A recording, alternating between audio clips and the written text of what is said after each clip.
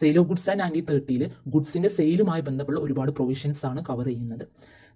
ഇവിടെ sale of goods ആക്ടിൽ contract of sale എന്ന് പറയുന്ന ഒരു കോൺട്രാക്ട് ആണ് പറയാനുള്ളത്. സോ ഈ ഒരു കോൺട്രാക്ട് എന്ന് പറയുന്നത് 1930 ഈ ആക്ട് വരുന്നതിന് മുമ്പ് ഇന്ത്യൻ കോൺട്രാക്ട് ആക്ട് 1872 ഭാഗമായിരുന്നു. അത് പിന്നീട് വേറൊരു ആക്ട് ആക്കി മാറ്റിയിട്ടാണ് സെയിൽ ഓഫ് ഗുഡ്സ് ആക്ട് എന്ന് പറയുന്ന ആക്ട് 1 ജൂലൈ 1930 നിലവിൽ വരുന്നത്. So sale of goods act എന്ന് പറയുന്നത് ഒരു സ്പെസിഫിക് ടൈപ്പ് ഓഫ് കോൺട്രാക്ട് ആണ് ഡീൽ ചെയ്യുന്നത്. ആ കോൺട്രാക്റ്റിനാണ് നമ്മൾ കോൺട്രാക്ട് ഓഫ് സെയിൽ എന്ന് പറയുന്നത്.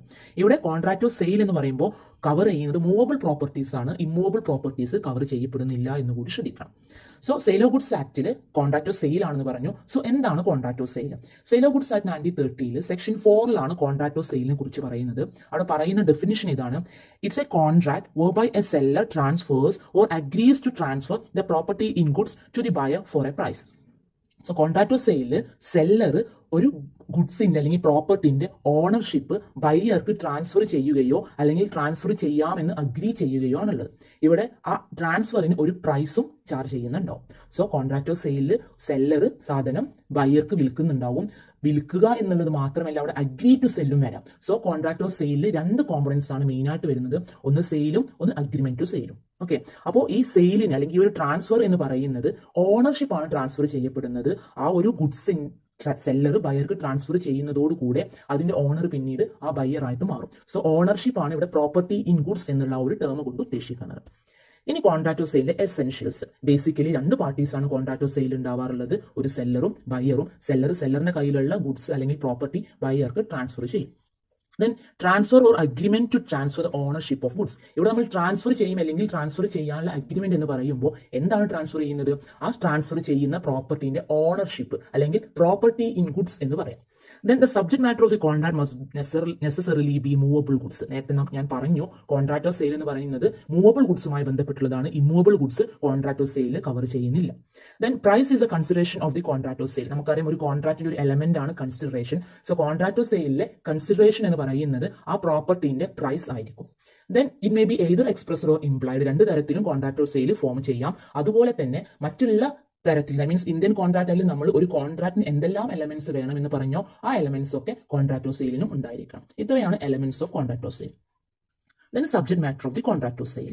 കോൺട്രാക്ട് ഓഫ് സെയിലിൽ സബ്ജക്ട് മാറ്റർ എന്ന് പറയുന്നത് ഗുഡ്സ് ആണ് അല്ലെങ്കിൽ പ്രോപ്പർട്ടി ആണ്. ആ പ്രോപ്പർട്ടി ഓർ ഗുഡ്സ് എങ്ങനെയുള്ളതായിരിക്കും? മൂവബിൾ ആയിരിക്കും. സോ ഇവിടെ ഗുഡ്സ് എന്ന് പറയുന്നത് മൂവബിൾ പ്രോപ്പർട്ടി ആണ്. Other than actionable claims and money. അത് പ്രത്യേകം ആക്ടിൽ പറയുന്നുണ്ട്, other than actionable claims and money. Actionable claims എന്ന് പറഞ്ഞാൽ നമുക്ക് എന്തെങ്കിലും ഒരു എമൗണ്ട് ലീഗലി നേടിയെടുക്കാനുണ്ടെങ്കിൽ അല്ലെങ്കിൽ എന്തെങ്കിലും ഒരു റൈറ്റ് നേടിയെടുക്കാനുണ്ടെങ്കിൽ ആ റൈറ്റ് വെച്ചുകൊണ്ട് നമുക്ക് സെയിൽ അല്ലെങ്കിൽ കോൺട്രാക്ട് ഓഫ് സെയിൽ എൻറ്റർ ചെയ്യാൻ കഴിയില്ല. സോ അത് ആക്ഷനബിൾ ക്ലെയിം ആകാൻ പാടില്ല. അതുപോലെ തന്നെ money as a good consider ചെയ്യാൻ പാടില്ല.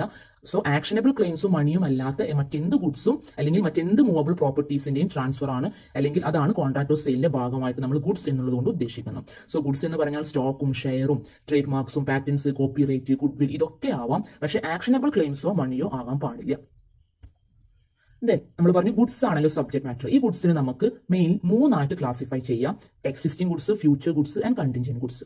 എക്സിസ്റ്റിംഗ് ഗുഡ്സിനെ അഗെയിൻ 3 ക്ലാസിഫൈ ചെയ്തിട്ടുണ്ട്: specific goods, ascertain goods, unascertained goods. ഇനി എക്സിസ്റ്റിംഗ് ഗുഡ്സ് എന്ന് പറഞ്ഞാൽ കോൺട്രാക്ട് ഫോം ചെയ്യുന്ന സമയത്ത് അല്ലെങ്കിൽ സെല്ലർ സെയിൽസ് നടത്തുന്ന സമയത്ത് ആ ഗുഡ്സ് ഓൺ ചെയ്തിട്ടുണ്ടെങ്കിൽ, ഓൾറെഡി അയാളുടെ കയ്യിൽ ഓൺ ചെയ്ത് അല്ലെങ്കിൽ പൊസസ് ചെയ്തിട്ടുള്ള ഒരു ഗുഡ്സ് ആണ് സെല്ലർ വിൽക്കുന്നത് എന്നുണ്ടെങ്കിൽ അതിനെയാണ് നമ്മൾ എക്സിസ്റ്റിംഗ് ഗുഡ്സ് എന്ന് പറയുന്നത്. സോ കോൺട്രാക്ട് ഫോം ചെയ്യുന്ന സമയത്ത് സെല്ലർ ഓണർ ആയിട്ടുള്ള ഗുഡ്സ് ആണ് എക്സിസ്റ്റിംഗ് ഗുഡ്സ്. ഈ എക്സിസ്റ്റിംഗ് ഗുഡ്സ് സ്പെസിഫിക് ഗുഡ്സ് ആകാം, അസർട്ടൈൻഡ് ഗുഡ്സ് ആകാം, ഓർ അൺഅസർട്ടൈൻഡ് ഗുഡ്സ് ആകാം. സ്പെസിഫിക് ഗുഡ്സ് എന്ന് പറഞ്ഞാൽ കോൺട്രാക്ട് ഫോം ചെയ്യുന്ന സമയത്ത് നമ്മൾ പ്രത്യേകം സ്പെസിഫൈ ചെയ്തിട്ട് പറഞ്ഞിട്ടുണ്ടെങ്കിൽ അത്തരം ഗുഡ്സിനെയാണ് സ്പെസിഫിക് ഗുഡ്സ് എന്ന് പറയുന്നത്. ഫോർ എക്സാമ്പിൾ, ഞാൻ എൻ്റെ കയ്യിൽ 2 കാർ ഉണ്ട്, അതിൽ ഒരു കാർ വിൽക്കുകയാണ്. അപ്പോൾ സപ്പോസ് ഒരു ആൾട്ടോയും ഉണ്ട്, ഒരു സ്വിഫ്റ്റ് ഉണ്ട് കരുതാം. സോ അതിന് ഞാൻ എൻ്റെ ആൾട്ടോ കാർ വിൽക്കുകയാണ് എന്ന് പറഞ്ഞ് സ്പെസിഫൈ ചെയ്തിട്ടുണ്ടെങ്കിൽ അവിടെ നമുക്ക് സ്പെസിഫിക് ഗുഡ്സ് എന്ന് പറയാം.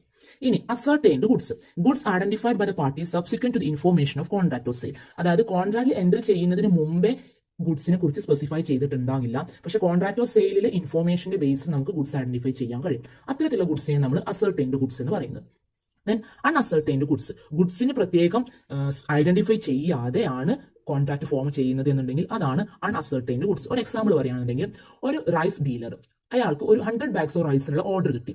ആ ഓർഡർ കിട്ടിയിട്ട് ആ ഓർഡർ എക്സിക്യൂട്ട് ചെയ്യുന്നതിന് വേണ്ടിയിട്ട് ഒരു കോൺട്രാക്ട് എൻട്രി ചെയ്യണം, കോൺട്രാക്ട് ഓഫ് സെയിൽ എൻട്രി ചെയ്യണം. സോ ആ സമയത്ത് ഈ സെല്ലർ ആ ഒരു 100 ബാഗ്സ് ഓഫ് റൈസ് പ്രത്യേകം മാർക്ക് ചെയ്ത് മാറ്റി വെച്ചിട്ടുണ്ടെങ്കിൽ അവിടെ നമുക്ക് അസർട്ടൈൻഡ് ഗുഡ്സ് ആണ് എന്ന് പറയാം.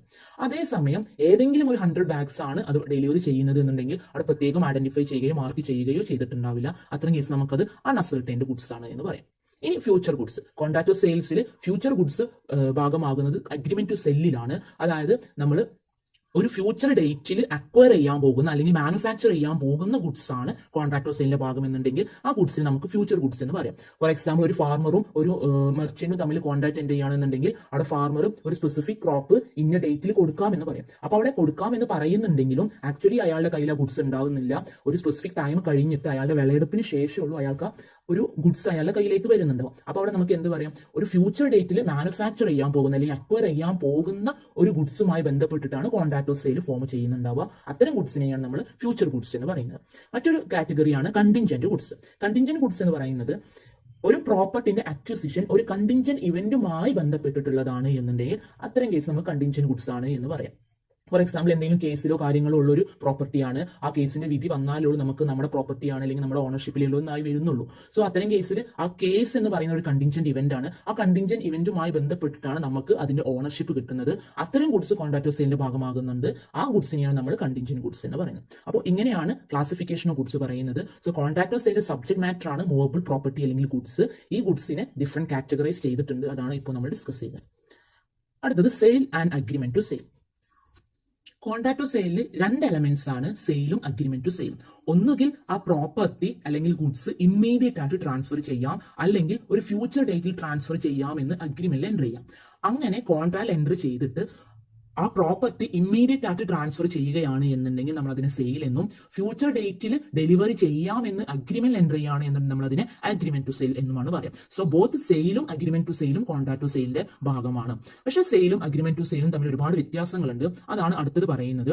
സെയിൽ എന്ന് പറയുന്ന ഒരു എക്സിക്യൂട്ടഡ് കോൺട്രാക്ട് ആണ്. സെയിൽ നടത്തുമ്പോൾ നമ്മൾ ആ കോൺട്രാക്ട് ഓൾറെഡി എക്സിക്യൂട്ട് ചെയ്തിട്ടുണ്ട്. അപ്പോൾ ഒരു ബയർ ഒരു കടയിൽ പോയി എന്തെങ്കിലും സാധനം വാങ്ങുകയാണ് എന്നുണ്ടെങ്കിൽ ക്യാഷ് കൊടുക്കുന്നു, ആ ഒരു പ്രോഡക്റ്റ് വാങ്ങുന്നു. സോ അത് എക്സിക്യൂട്ടഡ് കോൺട്രാക്ട് ആണ്. അതേസമയം ഒരു ഫ്യൂച്ചർ ഡേറ്റിൽ സെല്ല് ചെയ്യാമെന്ന് അഗ്രി ചെയ്യുമ്പോൾ അതൊരു എക്സിക്യൂട്ടറി നാച്ചുറലുള്ള കോൺട്രാക്ട് ആയിട്ട് മാറും. അതായത് ഫ്യൂച്ചർ ഡേറ്റിൽ എക്സിക്യൂട്ട് ചെയ്യാനുള്ള ഒന്നാണ്. ദെൻ സെയിലിന്റെ കേസിൽ property that means ownership immediate ആയിട്ട് ട്രാൻസ്ഫർ ചെയ്യപ്പെടുന്നുണ്ട്. അഗ്രിമെന്റ് ടു സെയിൽ ഒരു ഫ്യൂച്ചർ ഡേറ്റിലാണ് പ്രോപ്പർട്ടി ട്രാൻസ്ഫർ ചെയ്യുന്നുണ്ടാവുക. നെക്സ്റ്റ് വൺ പറയുന്നത് risk of loss. Risk of ലോസിൽ പറയുന്നത് സെയിലിന്റെ കേസിൽ ഓണർഷിപ്പ് ഓൾറെഡി ബയർക്ക് ട്രാൻസ്ഫർ ചെയ്തല്ലോ. സോ ആ ഗുഡ്സുമായി ബന്ധപ്പെട്ട് എന്തെങ്കിലും ലോസ് സംഭവിക്കുകയാണെങ്കിൽ അത് ബോൺ ചെയ്യേണ്ടത് ബയർ ആയിരിക്കും, കാരണം ബയർ ആണ് ഓണർ. അതേസമയം അഗ്രിമെന്റ് ടു സെയിലിൽ ഗുഡ്സിന്റെ ലോസ് എന്ന് പറയുന്നത് സെല്ലറിന്റെ റിസ്ക് ആയിട്ട് മാറും, കാരണം ഇവിടെ ഓണർഷിപ്പ് സെല്ലറിന്റെ കയ്യിൽ തന്നെയാണ് ഇത് ട്രാൻസ്ഫർ ചെയ്തിട്ടുണ്ടാവില്ല. The next one consequence of breach by buyer. സെയിലിന്റെ കേസിൽ ബയർ കോൺട്രാക്റ്റുമായി ബന്ധപ്പെട്ട് എന്തെങ്കിലും ബ്രീച്ച് കമ്മിറ്റ് ചെയ്താൽ സെല്ലറിന് അതുമായി ബന്ധപ്പെട്ടിട്ട് കിട്ടാനുള്ള എമൗണ്ട് റിക്കവർ ചെയ്യാം, അതിലൊരു തടസ്സം ഉണ്ടാവുന്നില്ല. പക്ഷേ അഗ്രിമെന്റ് ടു സെല്ലിന്റെ കേസിൽ എന്തെങ്കിലും ബ്രീച്ച് ബയർ കമ്മിറ്റ് ചെയ്താൽ ആ പ്രോപ്പർട്ടിന്റെ എൻഡർ വാല്യൂ നമുക്ക് ക്ലെയിം ചെയ്യാൻ കഴിയില്ല. പക്ഷേ സെല്ലറിന് എന്തെങ്കിലും നഷ്ടം ഉണ്ടായിട്ടുണ്ടെങ്കിൽ അതിനൊരു കോമ്പൻസേഷൻ ആയിട്ട് അല്ലെങ്കിൽ ഒരു ഡാമേജ് ക്ലെയിം ചെയ്യാൻ കഴിയും. പക്ഷേ സെയിലിന്റെ കേസിൽ എൻഡർ എമൗണ്ട് ഈ ബയറിന്റെ കയ്യിൽ നിന്ന് റിക്കവർ ചെയ്യാനുള്ള പ്രൊവിഷൻ ആണ്. Next one types of goods. സെയിലിന്റെ കേസിൽ ഗുഡ്സ് എന്ന് പറയുന്നത് എപ്പോഴും എക്സിസ്റ്റിംഗ് ഗുഡ്സ് ആയിരിക്കും, അത് തന്നെ പ്രത്യേകം സ്പെസിഫൈ ചെയ്തിട്ടുണ്ടാവും. പക്ഷേ അഗ്രിമെന്റ് ടു സെല്ലിൽ ഫ്യൂച്ചർ ഗുഡ്സും കണ്ടിൻജന്റ് ഗുഡ്സും ആണ് മിക്കവാറും അതിന്റെ ഭാഗമായിട്ട് വരിക. ഓൾറെഡി എക്സിസ്റ്റ് ചെയ്യുന്ന ഒരു ഗുഡ്സ് ആണ് എന്നുണ്ടെങ്കിൽ നമ്മൾ അഗ്രിമെന്റ് ടു സെല്ലിൽ എൻറ്റർ ചെയ്യേണ്ട ആവശ്യമില്ല, നമുക്ക് ഇമ്മീഡിയറ്റ് ആയിട്ട് ട്രാൻസ്ഫർ ചെയ്യാം. സോ സെയിൽ കവർ ചെയ്യുന്നത് എക്സിസ്റ്റിംഗ് ഗുഡ്സും agreement to sale future and contingent ഗുഡ്സും ആണ് വരുന്നത്. Then insolvency of buyer. അതായത് ബയർ ഇൻസോൾവെന്റ് ആയാൽ സെയിലിന്റെ കേസിൽ നമുക്ക് പറയാം, സെയിലിന്റെ കേസിൽ ഓൾറെഡി ഓണർഷിപ്പ് ട്രാൻസ്ഫർ ചെയ്ത് കഴിഞ്ഞു. ഇനി ബയർ ഇൻസോൾവെന്റ് ആയി എന്ന് കരുതിയിട്ട് നമുക്ക് ഗുഡ്സ് ടേക്ക് ബാക്ക് ചെയ്യാൻ കഴിയില്ല, അത് ബയറിന്റെ പ്രോപ്പർട്ടി ആയിരിക്കും. സോ ബയറിന്റെ ലീഗൽ ഹെയേഴ്സും ഒഫീഷ്യൽ റിസീവറും ഒക്കെയാണ് അത് പ്രൊസസ് ചെയ്യുന്നുണ്ടാവും. ഇനി അതുമായി ബന്ധപ്പെട്ട് സെല്ലർക്ക് എന്തെങ്കിലും എമൗണ്ട് കിട്ടാനുണ്ടെങ്കിൽ അത് ഈ ഒഫീഷ്യൽ റിസീവറിന്റെ കയ്യിൽ നിന്ന് അല്ലെങ്കിൽ അസൈന്റെ കയ്യിൽ നിന്ന് നമുക്ക് റിസീവ് ചെയ്യാവുന്നതാണ്. ദെൻ അഗ്രിമെന്റ് ടു സെല്ലിന്റെ കേസിലാണ് എന്നുണ്ടെങ്കിൽ ബയർ ഇൻസോൾവെന്റ് ആയി കഴിഞ്ഞാൽ ആ ഗുഡ്സ് ടേക്ക് ബാക്ക് ചെയ്യാനും അതുമായി ബന്ധപ്പെട്ട് വന്നിട്ട് എന്തെങ്കിലും നഷ്ടങ്ങൾ ഉണ്ടെങ്കിൽ അതിന് ഡാമേജ് ക്ലെയിം ചെയ്യാനും അതുപോലെ തന്നെ ടേക്ക് ബാക്ക് ചെയ്ത ഗുഡ്സ് മറ്റൊരാൾക്ക് വിൽക്കാനും ഒക്കെ അഗ്രിമെന്റ് ടു സെല്ലിൽ സെല്ലറിന് കഴിയും. അടുത്തത് ഇനി സെല്ലർ ആണ് ഇൻസോൾവെന്റ് ആകുന്നത് എന്നുണ്ടെങ്കിൽ, സെയിലിന്റെ കേസിൽ ബയർ ക്യാഷ് കൊടുക്കുകയും സെല്ലർ ഇൻസോൾവെന്റ് ആവുകയും ചെയ്തിട്ടുണ്ടെങ്കിൽ ബയർക്ക് ആ ഗുഡ്സ് ക്ലെയിം ചെയ്യാൻ കഴിയും. അത് സെല്ലറിന്റെ ഒഫീഷ്യൽ റിസീവറിന്റെ അല്ലെങ്കിൽ അസൈനിന്റെ കയ്യിൽ നിന്ന് വാങ്ങാം.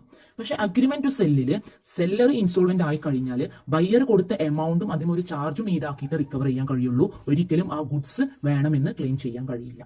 ഇത്രയാണ് സെയിലും അഗ്രിമെന്റ് ടു സെയിലും തമ്മിലുള്ള ഡിഫറൻസ് വരുന്നത്. അടുത്തത് sale and higher purchase. Sale പോലത്തെ മറ്റൊരു ട്രാൻസാക്ഷൻ ആണ് ഹയർ പർച്ചേസ് എന്ന് പറയുന്നത്. ഹയർ പർച്ചേസും ഒരു കോൺട്രാക്ട് ആണ്. ഇവിടെ ബയറും സെല്ലർ മീൻസ് ഹയർ പർച്ചേസർ ഉണ്ടാവും. ആ ഹയർ പർച്ചേസർ ഒരു സ്പെസിഫിക് പ്രോപ്പർട്ടിന്റെ പൊസഷൻ ഇമ്മീഡിയറ്റ് ആയിട്ട് ഗെയിൻ ചെയ്യുകയും അതിന്റെ എമൗണ്ട് ഇൻസ്റ്റാൾമെന്റ് ആയിട്ട് കൊടുത്തിട്ട് ലാസ്റ്റ് ഇൻസ്റ്റാൾമെന്റ് കൊടുക്കുന്നതോടുകൂടെ അതിന്റെ ഓണറായി മാറുകയാണ് ചെയ്യുന്നത്. സോ ഫസ്റ്റ് ഇൻസ്റ്റാൾമെന്റ് കൊടുക്കുമ്പോൾ അവിടെ ഓണർഷിപ്പ് കിട്ടുന്നില്ല, പൊസഷൻ മാത്രമാണ് പർച്ചേസറിന് കിട്ടുന്നുണ്ടാവുക. ദെൻ അതിന് കൊടുക്കാനുള്ള എമൗണ്ട് മുഴുവൻ ഇൻസ്റ്റാൾമെന്റ് ആയി കൊടുത്ത് തീർത്ത് കഴിഞ്ഞാലുള്ളൂ അതിന്റെ ഓണർഷിപ്പ് ട്രാൻസ്ഫർ ചെയ്യുന്നുണ്ടാവുക. അതാണ് ഹയർ പർച്ചേസ്. സോ ഹയർ പർച്ചേസും സെയിൽസും തമ്മിലുള്ള ഡിഫറൻസ് എന്തൊക്കെയാണെന്ന് പറഞ്ഞാൽ, സെയിലിന്റെ കേസിൽ ഓണർഷിപ്പ് ഇമ്മീഡിയറ്റ് ആയിട്ട് ട്രാൻസ്ഫർ ചെയ്യുന്നുണ്ടാവും. പക്ഷേ ഹയർ പർച്ചേസിന്റെ കേസിൽ ഓണർഷിപ്പ് ലാസ്റ്റ് ഇൻസ്റ്റാൾമെന്റ് കൊടുക്കുന്നതോടുകൂടെ ട്രാൻസ്ഫർ ചെയ്യപ്പെടുന്നുള്ളൂ. അതുവരെ ആ ഗുഡ്സ് പ്രോസസ് ചെയ്യാനുള്ള റൈറ്റ് ഉണ്ടായിരിക്കുന്നുള്ളൂ. ദെൻ കോൺട്രാക്ട് ഓഫ് സെയിൽ, ബയർക്ക് കോൺട്രാക്ട് ടെർമിനേറ്റ് ചെയ്യാൻ കഴിയില്ല. നോർമൽ കേസ് നമ്മൾ ഗുഡ്സ് വാങ്ങിയിട്ടുണ്ടെങ്കിൽ ആ നോർമൽ കേസിൽ ആ ഒരു കോൺട്രാക്ട് ടെർമിനേറ്റ് ചെയ്യാൻ കഴിയില്ല. പക്ഷെ ഹയർ പർച്ചേസറിന് ഈ കോൺട്രാക്ട് പ്രകാരം പ്രോസസ് ചെയ്യുന്ന ഗുഡ്സ് തിരിച്ചു കൊടുത്തുകൊണ്ട് ഇൻസ്റ്റാൾമെന്റ് നിർത്തിക്കൊണ്ടും എപ്പോൾ വേണമെന്നുണ്ടെങ്കിലും ആ കോൺട്രാക്ട് ടെർമിനേറ്റ് ചെയ്യാൻ കഴിയും. അടുത്തത് പറയുന്നത് സെയിലിന്റെ കേസിൽ, അതായത് ബയർ ഇൻസോൾവെന്റ് ആവുകയാണ് എന്നുണ്ടെങ്കിൽ സെയിലിന്റെ കേസിൽ അതുമായി ബന്ധപ്പെട്ട് റിസ്ക് വരുന്നത് സെല്ലറിനാണ്. കാരണം സെല്ലർ കൊടുത്ത ഗുഡ്സ് പിന്നെ ബയർ ഇൻസോൾവെന്റ് ആയി എന്നൊക്കെ അത് ടേക്ക് ബാക്ക് ചെയ്യാൻ കഴിയില്ല. അതും കിട്ടാനുള്ള എമൗണ്ട് നമുക്ക് ക്ലെയിം ചെയ്യാൻ കഴിയുമെന്ന് മാത്രമേ ഉള്ളൂ. പക്ഷെ ഹയർ പർച്ചേസിന്റെ കേസിൽ ബയർ ഇൻസോൾവെന്റ് ആയി കഴിഞ്ഞാൽ ഈ സെല്ലറിന് ആ ഗുഡ്സ് തിരിച്ചെടുക്കാനുള്ള റൈറ്റ് ഉണ്ടായിരിക്കും. അതാണ് ഹയർ പർച്ചേസിന്റെ പ്രത്യേകത. പക്ഷെ സെയിലിൽ നോർമൽ കേസിൽ ഇൻസോൾവെന്റ് ആയി കഴിഞ്ഞാൽ, ബയർ ഇൻസോൾവെന്റ് ആയി കഴിഞ്ഞാൽ സെല്ലർക്ക് ആ ഗുഡ്സ് ടേക്ക് ബാക്ക് ചെയ്യാൻ കഴിയില്ല. അതുമായി ബന്ധപ്പെട്ട് കിട്ടാനുള്ള എമൗണ്ട് ക്ലെയിം ചെയ്യാനേ കഴിയുള്ളൂ. ഇനി സെയിലിന്റെ കേസിൽ ബയർ ഓണർ ആയി മാറിയിട്ടുണ്ടാവും. സോ ആ ഓണറിന് ഈ ഗുഡ്സ് വേറെ ആർക്ക് വേണമെന്നുണ്ടെങ്കിലും ട്രാൻസ്ഫർ ചെയ്യാൻ കഴിയും. പക്ഷേ ഹയർ പർച്ചേസിംഗിന്റെ കേസിൽ ഹയർ പർച്ചേസർ ഓണർ ആയിട്ടില്ല. അവർക്ക് ആ ഗുഡ്സ് പൊസസ് ചെയ്യാനുള്ള റൈറ്റ് മാത്രമാണ് ഉണ്ടാവുന്നത്. സോ പൊസഷനിലുള്ള ഗുഡ്സ് ട്രാൻസ്ഫർ ചെയ്യാൻ കഴിയില്ല. ദെൻ സെയിലിന്റെ കേസിൽ ബയർ എന്ന് പറയുന്നത് ഓണർ ആയിട്ട് മാറും. ഒരു ഓണർഷിപ്പ് അവിടെ ട്രാൻസ്ഫർ ചെയ്യുന്നുണ്ടാവും. പക്ഷേ ഹയർ പർച്ചേസിന്റെ കേസിൽ ബയർ ബെയിലി ആയിട്ടാണ് ആക്ട് ചെയ്യുക. ഇവിടെ ആ ഗുഡ്സിന്റെ പൊസഷൻ മാത്രമേ ഉണ്ടാവുന്നുള്ളൂ. അതിന്റെ ഓണർഷിപ്പ് ഇല്ലാത്തത് കൊണ്ട് ഹയർ പർച്ചേസർ ബെയിലി ആയിട്ടാണ് ആക്ട് ചെയ്യുന്നുണ്ടാവുക. ദെൻ സെയിലും ബെയിൽമെന്റും, സെയിലുമായി ബന്ധപ്പെട്ടുള്ള മറ്റൊരു അഗ്രിമെന്റ് ആണ് ബെയിൽമെന്റ്. ബെയിൽമെന്റ് നമ്മൾ മുന്നേ ഡിസ്കസ് ചെയ്തതാണ്. ബെയിൽമെന്റിലും ഡെലിവറി ഓഫ് ഗുഡ്സ് ആണ്. ഒരു വ്യക്തിയിൽ നിന്ന് മറ്റൊരു വ്യക്തിയിലേക്ക് ഗുഡ്സ് ട്രാൻസ്ഫർ ചെയ്യുന്നുണ്ട്.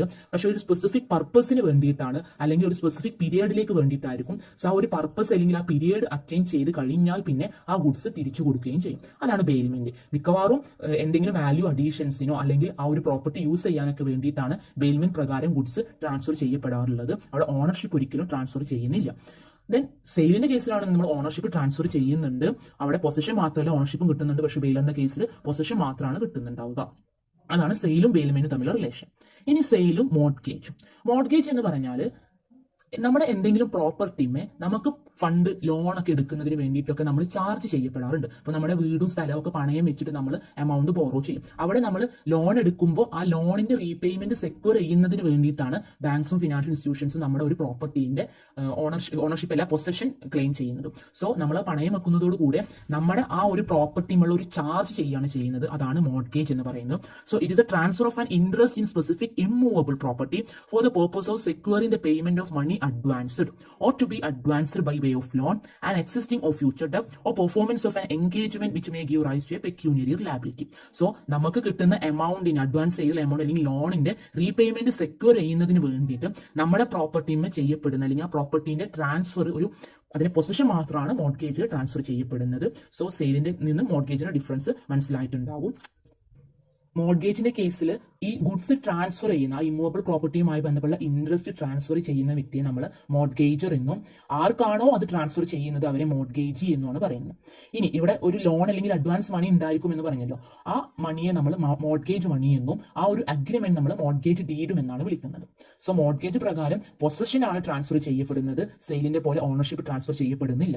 ഇനി സെയിലിന്റെ കേസ് നമ്മൾ കൺസിഡറേഷൻ എന്ന് പറയുന്നത് ഒരു പ്രൈസ് ഉണ്ടാവും. നമ്മൾ വിൽപ്പന നടത്തുമ്പോൾ അതിന് ചാർജ് ചെയ്യുന്ന പ്രൈസ് ആണ് അവിടെ കൺസിഡറേഷൻ ആയിട്ട് വരുന്നത്. പക്ഷേ മോർട്ട്ഗേജിന്റെ കേസിൽ പ്രത്യേക കൺസിഡറേഷൻ വേറെ ഉണ്ടാവില്ല. ഇവിടെ കൺസിഡറേഷൻ എന്ന് പറയുന്നത് ആ അഡ്വാൻസ് ചെയ്ത എമൗണ്ട് അല്ലെങ്കിൽ ആ ലോൺ തന്നെ ആയിരിക്കും. ഇത്രയാണ് സെയിലും മോർട്ട്ഗേജും തമ്മിലുള്ള റിലേഷൻഷിപ്പ്. അടുത്തത് documents of title to goods. നമ്മൾ സെയിലിൽ അല്ലെങ്കിൽ കോൺട്രാക്ട് ഓഫ് സെയിൽ പറയുന്നുണ്ട് ട്രാൻസ്ഫർ ഓഫ് ഓണർഷിപ്പ് ആണ് എന്നുള്ളത്. സോ ഇവിടെ ഓണർഷിപ്പ് നമുക്ക് ക്ലെയിം ചെയ്യാൻ നമുക്ക് അതുമായി ബന്ധപ്പെട്ട് ഒരുപാട് ഡോക്യുമെന്റ്സ് ഉണ്ടാവും, ഒരു പ്രൂഫ് ഉണ്ടാവും. ആ പ്രൂഫിനെയാണ് നമ്മൾ documents of title to goods എന്ന് പറയുന്നത്. So section 2 subsection 4 of sale of goods are defines any document which is used in the ordinary course of business as proof of the possession or control of goods, or authorizing or purporting to authorize either by endorsement or by delivery the possessor of the document to transfer or receive goods thereby represented is a document of title of goods. So document of title of goods എന്ന് പറയുന്നത് ഒരു പ്രോപ്പർട്ടിയുടെ അല്ലെങ്കിൽ ഗുഡ്സിന്റെ possession അല്ലെങ്കിൽ controlling power കാണിക്കുന്നതിനുള്ള ഒരു പ്രൂഫാണ്. So ആ ഒരു പ്രൂഫ് അല്ലെങ്കിൽ ആ ഒരു ഡോക്യുമെന്റ് പൊസസ് ചെയ്യുന്ന ഏതൊരു വ്യക്തിക്കും ആ ഡോക്യുമെന്റ് പറഞ്ഞിട്ടുള്ള പ്രോപ്പർട്ടി ഹോൾഡ് ചെയ്യാനും ട്രാൻസ്ഫർ ചെയ്യാനും ഒക്കെ ഉള്ള റൈറ്റ് ഉണ്ടായിരിക്കുന്നതാണ്. സോ ആ പ്രോപ്പർട്ടിന്റെ അല്ലെങ്കിൽ ഗുഡ്സിന്റെ ഓണർഷിപ്പ് അല്ലെങ്കിൽ കൺട്രോളിംഗ് പവർ കാണിക്കുന്നതിനുള്ള ഒരു പ്രൂഫാണ് document of title to goods എന്ന് പറയുന്നത്.